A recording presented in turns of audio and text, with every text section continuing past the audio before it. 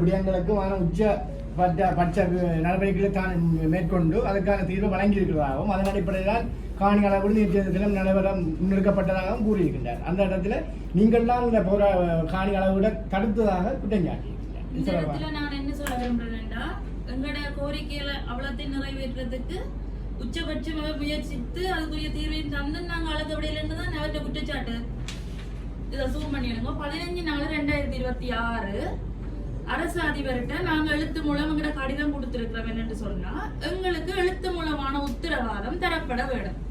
எழுத்து மூலமான உத்தரவாதம் அவர் எப்படி தந்திருக்கிறாருண்டா, ஒரு வெண்மையான A4 தாள்ல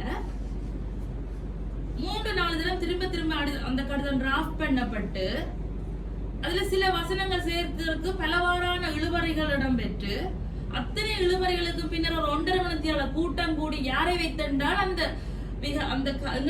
கையகப்படுத்தி இருக்கிற காணியில அந்த குற்றத்திற்குரிய நபரையும் வச்சு அதுக்கு ஒத்துவதற்கு வந்து அந்த குருந்தூர் மேல விகாராதிபதியையும் வச்சு அந்த கூட்டம் 1.5 மணித்தியால நடைபெற்று அதுக்கு பிறகு டிராஃப்ட் பண்ணின ஒரு லெட்டரோட எங்களிடத்து வந்தார்கள். இந்த கடிதத்தை நீங்க கேட்ட மாதிரி பிரிண்ட் பண்ணி சைன் பண்ணி தந்தா ஓகே அழக்க.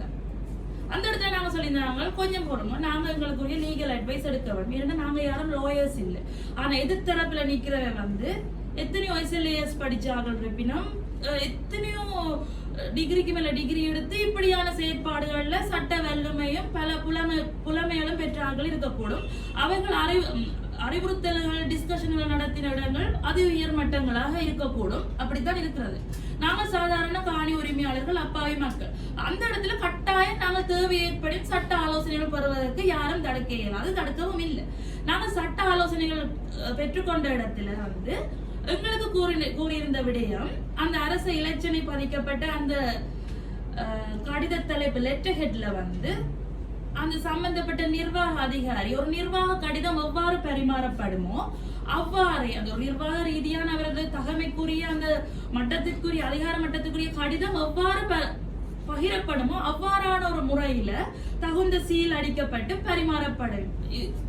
சில சொற்பதங்கள் இணைக்கப்பட்டு உங்களுக்கு வழங்கப்படும் பட்சத்துல எந்த ஒரு சிக்கலும் இல்லை. எங்களுக்கு வந்து அந்த ஒனூர் என்று சொல்லி நிறுவனத்தின் டிரெக்டர் வந்து எங்களுக்கு ஒரு அந்த இடத்துல ஒரு தரகராட்சி ஏற்பட்டு எங்கள்கிட்ட வந்து இது வந்து அடிக்க போயிட்டு நம்ம இந்த லெட்டர் இது வந்தா ஓகேயா, சரி ஓகே அடிச்சுட்டு வந்த லெட்டர் எப்படி லெட்டர் ஹெட்ல இல்லை. அந்த நேரம் எங்களுக்கு இன்டர்மீடியட்டா செயற்பட்டவர் வலிகாமம் வடக்கு பிரதேச சபை தவிசாளர் சுகீர்தன் அவர்கள். இந்த புத்தவிகார பிரச்சனையில அவர் எவ்வாறான ஒரு துணிகரமான முடிவுகள் எல்லாம் எடுத்தவர் என்று நான் சொல்ல தேவையில்லை. இவ்வளவு துணிச்சலாக முன்னின்று செயற்பட்டு இவ்வளவு தூரத்துக்கு அந்த பிரச்சனையை கொண்டு தீர்த்து வச்சவர் என்று நான் சொல்ல தேவையில்லை.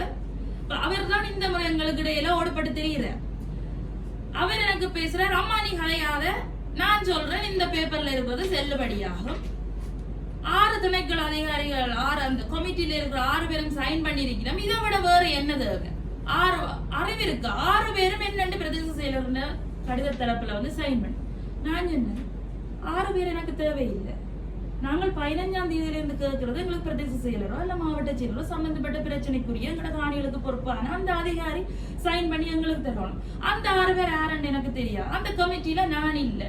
கமிட்டி சம்பந்தமான எந்த விஷயமும் எனக்கு தெரியாது. கமிட்டியில 6 எவன் இருக்கிறான் விஷயம் எனக்கு தெரியாது. அந்த கமிட்டியில என்ன தீர்மானம் அடிக்கணும் விஷயம் கூட எங்களுக்கு எந்த ஒரு அறிவித்தலும் இல்லை. அந்த கமிட்டி கூட போது கூட்டம் நடக்க போதுன்ற முன் அறிவித்தலும் எங்களுக்கு தெரியப்படுத்தப்படுறதில்லை. அந்த கமிட்டி கூட்ட முடியாத கூட்டத்துல என்ன நடந்த விஷயமும் எங்களுக்கு தெரியப்படுத்துறதில்லை. அப்ப யாரோ ஒரு 6 பேர் 7 பேர் அந்த கூட்டத்துக்கு வந்து பின்னர் அறிய கிடைத்தது இந்த திஸ்ஸ விகாராதிபதி சிந்தோட்ட நந்தாராம தேரர் பங்கு பெற்றவர். காணி உரிமையாளர் நாங்கள் அந்த கமிட்டியிலையும் இல்லை, அந்த கூட்டத்துல பங்கு பெற்றிருக்கிற உரிமையும் எங்களுக்கு இல்லை. அப்படியான பட்சத்துல எங்க ஒரு நாட்டின் ஏதோ ஒரு மூலையில ஏதோ ஒரு 6 நபர்கள் சந்திச்சு கூட்டம் கூடி எடுத்த முடிவு தீர்மானத்துக்கு அமைவா அந்த 6 பேரும் ஒரு வெள்ளை பேப்பர்ல சைன் பண்ணி எங்களுக்கு தெரியணும்டா அதை நாங்க எப்படி ஏற்றுக்கொள்றது? அதுக்கு பிறகு நாங்க சண்டை பிடிச்சு வாதாட பிறகு ஒரு 1/2 மணி நேரத்துக்கு எல்லாமா பிரதேசத்துல தன் சீல் எடுத்து குத்துறோம். இதே மிஸ் நீங்க உங்களோட லெட்டர் ஹெட்ல குத்தி தரையலாது, என்னால தரையலாது. அப்ப நீங்கள் பயப்படுறீங்க என்னன்னு சொன்னா வாயால சொல்றத எழுத்து மூலம் தர நீங்க பயப்படுறீங்க. எப்படி என்று சொன்னா இந்த காணி அளவடியினம் ஆனா உண்மையில 100க்கு 100 கையளிக்க போகினமோ அல்லது அதுல ஏதாவது சூழ்ச்சிகள் இடம்பெறுமோன்னு நீங்கள் பயப்படுற பட்சத்துல உரிமையாளராகிய நாங்கள் எவ்வளவு தூரம் பயப்படுவோம்? இந்த காணியை விடுவிக்கிறதுல என்ன தவிர, காணி உரிமையாளராகிய என்ன தவிர ஒரு வீதம் கூட வேற எந்த ஒரு நபருக்கும் அதுல அதிகபட்ச அக்கறை இருக்காது.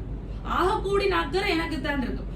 அதே நேரம் நான் என்னோட சொல்லிக் கொள்ள விரும்புறேன், இந்த காணி எவ்வளவுக்கு இவ்வளவு விடுவிக்கப்பட வேணுமோ அவ்வளவுக்கு அக்கறை இருக்கிற எனக்கு எவ்வளவு தூரம் அந்த காணி ஒற்று வீதம் கூட தேவையில்லாம அந்நியற்ற கையில் அகப்பட்டுறக்கூடாதுன்னு சொல்லி ஆகக்கூடிய கரிசனையும் என்ன தவிர அந்த இடத்துல வேற என் சார்பா அந்த கூட்டங்களை கலந்து கொள்றதுக்கு அந்த மாவட்ட செயலருக்கோ அல்லது இடை நடுவில் விழுந்தடிச்சு கொண்டு வந்து 2 பேருக்கும் தரகராக ஓடி திரிந்த அந்த வழிநடக்கு பிரதேச சபை தவிசாளருக்கோ இருக்கிறதாக நான் கருதவில்லை. எனக்கே இந்த இடத்துல அதிகபட்ச உரிமையும் அக்கறையும் கரிசனையும் இருக்கிற பட்சத்துல நான் அந்த கடிதம் கேட்டதுல எந்த தவறும் இல்லை.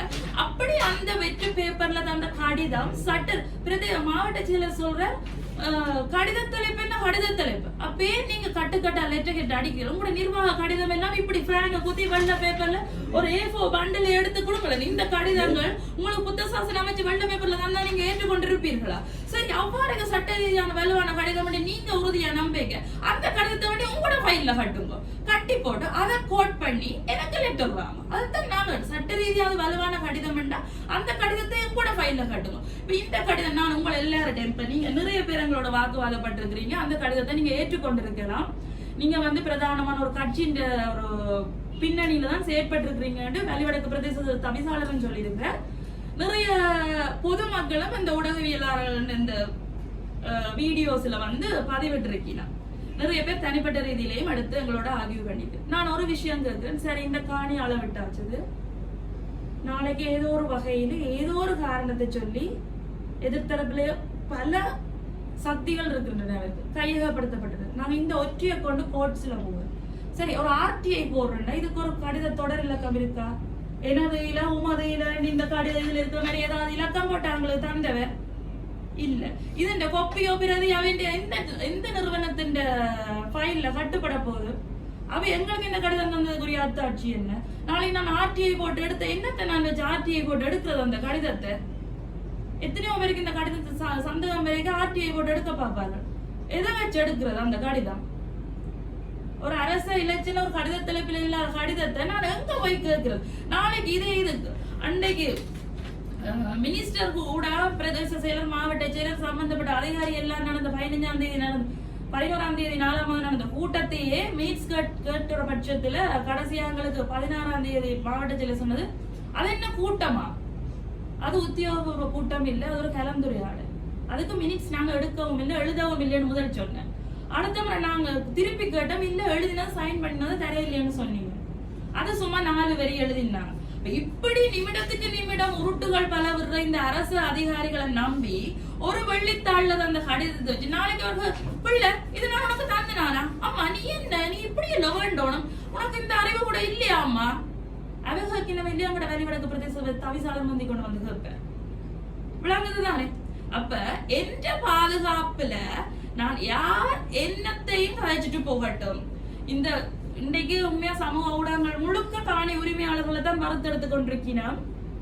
என்ற பாதுகாப்பிலையும் என்ற உரிமையிலையும் நான் மிக கவனமா தான் இருந்து செயற்பட்ட. நான் அளவிட எங்களுக்கு விருப்பம் தான்.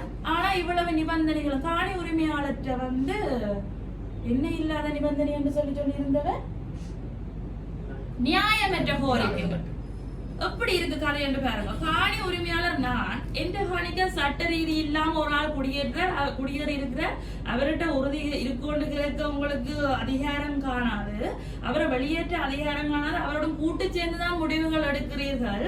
நாங்கள் எழுத்து மூலம் தர சொல்லி கேட்டது, இந்த கூட்டு அறிக்கைகள் தர சொல்லி கேட்கிறது எல்லாம் வந்து ஒரு நியாயமற்ற கோரிக்கை என்று ஒரு மாவட்ட செயலர், தகுதி வாய்ந்த மாவட்ட செயலர், எத்தனையோ பட்ட பின் கற்கைகள் எத்தனையோ பரீட்சைகள் தடைதான் பரீட்சைகள் எல்லாம் பாஸ் பண்ணி வந்த ஒரு மாவட்ட செயலர் எங்கட கோரிக்கைகளை நியாயமற்ற கோரிக்கைகள் என்று சொல்லி தவிக்கிறாருண்டா அவரு எங்கட பிரதிநிதியா அந்த கூட்டத்துல போய் கதைக்கிறாருன்ற விஷயம் எங்களுக்கு சார்பா கதைக்கிறாருன்றதை நாங்க எப்படி நம்பிக்கொள்றோம்? சரி, அப்ப உங்களுக்கு ஏன் அளக்க வந்த நீங்கன்னு கேக்குறீங்க. அளக்க வரும் வரையும் நாங்க இருந்த கடைசி மினிட்ஸ் வரைக்கும் நாங்க ட்ரை பண்ணோம், நாங்க எஃபர்ட் போடுவோம். இப்படி ஏதோ ஒரு கடிதம் எடுக்கிற பட்சத்துல நாங்க தரும், அவை ஒரு கடிதம் ஒரு சைன் பண்ணி தர பயப்படுற ஒரு பட்சத்துல நாங்க எப்படி அந்த சர்வே டிபார்ட்மெண்ட் அதிகாரிகள் கடிதத்துல நாங்க ஒப்பம் இருக்கிறது. முதலாவது விஷயம், எங்களுக்கு உரிமை இருக்குது, சர்வே டிபார்ட்மெண்ட் நாங்க காணிக்கு இறங்குதுன்னா அவனுக்கு அந்த ரிக்வசிஷன் லெட்டர் எங்களுக்கு காட்ட வேணும். அதை காட்டுற உரிமை, கேட்கிற உரிமை எங்களுக்கு இருக்கு. அதை கேட்கிற பட்சத்துல நில அளவு திணைக்கள அதிகாரிகள் சொல்லினோம் தாராளமா காட்டலாம்னு மாவட்ட செயலர் குறுக்க புகுந்து சொல்லுற, காட்ட தேவையில்லை சொன்னா சரி. அந்த இடத்துல கட்டாயம் ஊடகங்கள் இருந்திருக்க வேணும். அவ்வளவு அநீதி எங்களுக்கு காட்ட தேவையில்லை கூறினால் சரி. சிங்கள மொழியில ஒரு கடிதத்தை எடுத்து வச்சிருக்கிறார் நில அளவு அத்தியட்சர் யாழ்ப்பாண பிராந்தியம். சிங்களத்துல இருக்குது, நான் தமிழ்ல சொல்லுறேன் என்ன எழுதி இருக்கேன்னு. மேற்குறிப்பிட்ட யாழ்ப்பாணம் திசைவிகாரை தொடர்பான வழக்குகளை அந்த உரிமையாளர்கள் காணிகளை அளவிட்டு வழங்குவதற்காக நடவடிக்கை எடுக்குமாறு இந்த நில அளவு நிறுவனத்துக்கு அறிவுறுத்தல் வழங்கும். யாழ்ப்பாண திசைவிகாரை தொடர்பான காணிப்படம் எங்க இருக்கு? யாழ்ப்பாண திசைவிகாரை ரெஜிஸ்ட்ரேஷன் இருக்குதா? ரெஜிஸ்ட்ரேஷன் இல்லை. ஆனா அது எல்லாம் அரச தலைப்போட யாழ்ப்பாண திசைவிகாரை என்று பெயர் சூட்டின. யாழ்ப்பாண திசைவிகாரி தையட்டியன்னு போட இல்லை, அதுக்குள்ள கொஞ்சம். அப்ப அதை எங்கட மாவட்ட செயலர்கிட்ட நாங்க கேட்ட இடத்துல அவர் எங்களுக்கு சொல்ற, என்னப்பா விசர்க்கரை நினைக்கிற, உண்ட பக்கத்துல இருந்து நீ எழுதுற கடிதம் எல்லாம் என்னன்னு தட்டுற, என்னென்ன தடுப்பு இருக்கு?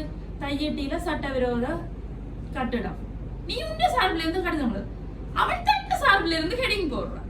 ஆட்ட சார்பில இருந்து அவன் தண்ட சார்பில இருந்து எவன்ட சார்பில அவன் எழுதுறான். அப்ப கடிதம் எழுதுறது நடத்துறது எல்லாம் யார் கடிதம் எழுதுறது? யார் இந்த பிரச்சனையை கொண்டு போய் தீர்வு கண்டுபிடிக்கிறது? புத்த சாசனம் வச்சு நடுநிலைமை என்றாத்தான் அவர் கடிதம் எழுதலாம், இந்த பிரச்சனைக்கு ஒரு தீர்ப்பா இருக்கா. அவர் புத்தபிக்குன்ற பக்கத்துல இருந்து கடித தலைப்பு போடுறாருண்டா அவர் ஆற்ற சார்பான நபர் விளங்குதுதானே பிரச்சனை. என்ன கேட்டது? சர்வே டிபார்ட்மெண்ட் அதிகாரி வாசிக்கிறார், யாழ்ப்பாண திசைவிகார கணக்குகளை தீர்க்கிறதுக்கு நில அளவிட்டு முடியும் கொண்டு சிங்களத்துல இருக்கிறத அவர் சிங்கள இலக்கண இலக்கியம் எல்லாம் தரவா தெரிஞ்சாலும் மாதிரி தமிழ்ல வாசிச்சு கொண்டு போறேன். தமிழ்ல எழுதி எனக்கு தந்தாலே நான் கேட்கிறேன், சுத்த தமிழ்ல எழுதி, நான் ஒரு தமிழன், பிறந்தது தமிழ், படிச்சது தமிழும், கதைக்கிறது தமிழ். தமிழ்ல எழுதி ஒரு கடிதம் தந்தாலே, ஒரு அலுவலக ரீதியான ஒரு சட்ட ரீதிய கடிதம், நான் ஒரு நோமல் ஆளண்ட ஒரு கண்ணால பாக்க அதுல உள்ள சூழ்ச்சிமங்கள் தமிழையே எத்தனையோ விதமா எழுதலாம். சாதாரணமா நான் ஒரு கண்ணால பாக்க அதுல லொக் எனக்கு விளங்காது. அப்ப அதை விளங்காம நான் சைன் பண்ண கூடாதுங்கிறத நாங்க லீகல் அட்வைஸ் எடுக்கிறோம். அந்த லொக்க பயன்படுத்தி நாளைக்கு எங்கட காணி பறி போயிடக்கூடாது. அப்ப சிங்கள மொழியில வார கடிதத்தை வேண்டி ஃபைல்ல கட்டிட்டு எனக்கு நல்லா சிங்களம் தெரியுமன்ற தோரணையில இருக்கிறான். உங்களோட உரிமை இல்லையா ஒன்று நீங்க ஆங்கிலத்துல வேண்டுமோ இல்லாட்டி சிங்களத்துல வேண்டுமோ கடிதத்தை, அந்த கடிதம் உங்களுக்கு நீங்க காட்ட வேணும். சிங்களத்தை நாங்க என்ன எழுதிருந்தாலும் எனக்கு தெரியும். அவர் சொன்ன தமிழ நான் கேட்கிறேன். அதுல அந்த மாவட்ட செயலர் எங்கட பக்கம் நிற்க வேணும். எத்தனையோ விஷயத்துக்கு நாங்க உதைக்கிறோம், கத்துறோம், அழுகிறோம், எதுவுமே பாராமுகமாக காணிய அளக்க வேண்டும் கடும் முறைப்பில் அவர் முயற்சி எடுத்திருந்தவர், கடும் முயற்சி. அவர் கிணையாபுர பிரதேச தவிசாளம் கடுமையான முயற்சி எடுத்துக்கொண்டவர் காணி அளக்குறதுல. ஆனா அதே முயற்சி கையளிக்கிறதுல எடுக்கணும்னா எங்களுக்கு அந்த கடிதம் வந்திருக்கும். உண்மையா அதே முயற்சி அதே காணி உரிமையாளர்கிட்ட கையளிக்க போயிடமெண்டா அந்த இலச்சினப்படுத்த கடிதத்துல அந்த பிரதேச செயலர் தாரதுக்கு தயங்கி இருக்கக்கூடாது. இவ்வளவு சந்தேகத்துக்கு மத்தியில நாங்களும் அளக்க விட்டுருக்க வேணுமாண்டு இனி நீங்கள் ஊடகங்கள் பார்த்துக் கொள்ளுங்க. இதுக்கு மேலே நீங்க எங்கள்ல தவறு சொல்றீங்கன்னு சொன்னா நாங்க அதை எதையுமே நாங்க தலைக்கேற்ற அளவுல இல்ல. எங்கட பாதுகாப்பு, எங்கட காணி ஒரு வீதம் கூட இது எந்த காணி எந்த பரம்பரையை மட்டும் யோசிக்கல, ஒட்டுமொத்த தமிழினத்தை பற்றி தான் யோசிக்கிறேன். இது அரசியல் சார்ந்த ஒரு குறிப்பிட்ட கட்சி சார்ந்த இதுன்னு சொன்னா அதுதான் கட்டாயமாக அரசியல். ஏன்னா எந்த காணி அவனுக்கு அந்த காணியை எடுத்து கொடுக்குறது குறுந்தூர் மேல விகாராதிபதி எப்படிப்பட்டவர் என்று சொல்ல தேவையில்லை. அங்க என்னென்ன நீதிமன்ற தீர்ப்புகள் வழங்கப்பட்டதுன்னு சொல்லதில்லை. அப்படியான ஒரு விகாராதிபதி அந்த இடத்துல சமூகம் அளிச்சு அந்த மேல்மட்ட கூட்டங்கள் கூடி கணக்கெல்லாம் அந்த இடத்துல நிக்கிறாருன்றா நாங்க சந்தேகப்பட்டதுல எள்ளளவும் பிழை இல்லை. நன்றி.